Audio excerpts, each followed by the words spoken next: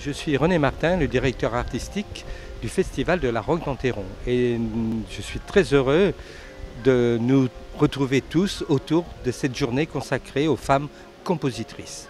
Il y a de plus en plus d'enregistrements de femmes compositrices et très récemment j'ai acheté une histoire de la musique assez originale où là j'ai découvert qu'à l'époque de Beethoven par exemple il y avait beaucoup de femmes qui composaient et ça a vraiment éveillé ma curiosité et j'ai commencé vraiment à travailler dans ce sens-là.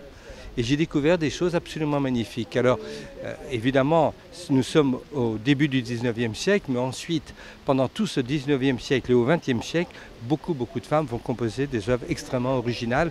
Et c'est pour ça que j'ai décidé cette année, dans le cadre du festival, de consacrer une journée aux femmes compositrices. Sur le contenu, qu'est-ce que vous avez envie que l'on retienne? Pour moi, les plus marquantes, et ce qui a été la plus grande découverte quand je les ai travaillées, il s'agit de Jeanne Barbillon et de Henriette Bussmann. Les autres, je les connaissais.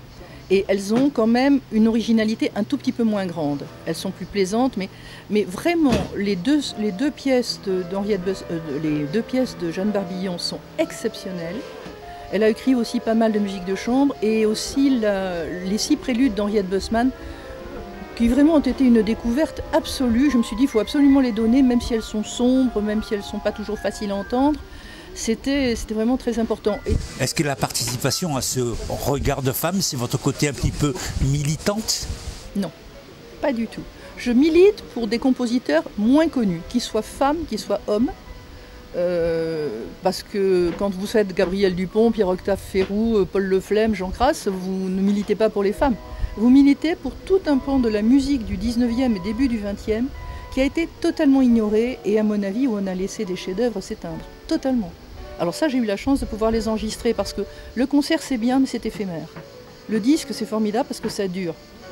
Donc il n'y a pas que les femmes qui ont été oubliées, croyez-moi. Et puis en ce moment elles ne le sont plus du tout. Quelles sont les femmes de légende que vous nous avez proposées aujourd'hui? Il y avait à la fois les femmes de légende du cycle de Mel Bonis, qui étaient donc Mélisande, Desdémone, Ophélie et Viviane.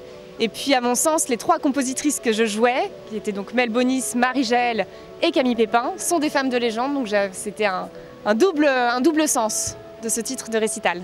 Est-ce que vous avez l'impression que ces femmes-là sont méconnues? Bien sûr, elles sont en tout cas soit connues de personnes averties, soit méconnues du grand public. Ce n'est pas du tout la musique qu'on sert globalement au concert, alors que j'espère avoir prouvé aujourd'hui que c'est de la musique pas plus difficile à écouter que du Beethoven, du Debussy, du Liszt ou du Thierry Esquèche. Et donc ces femmes, ces compositrices n'ont pas à être effacées de nos concerts sous prétexte qu'elles ont été déjà effacées de l'histoire à un moment.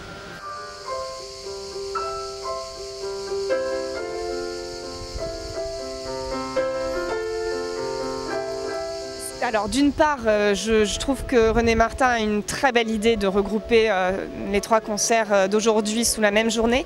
Et pour moi, ça envoie un symbole très fort que quelqu'un comme lui donne cette place-là aux compositrices, parce que souvent les programmateurs sont frileux. Et si les programmateurs sont frileux, eh bien les interprètes ne vont pas travailler ces musiques-là. Si on voit qu'un des plus grands programmateurs les met en avant, les interprètes vont s'y intéresser de plus en plus. Donc pour moi, c'est un symbole très fort.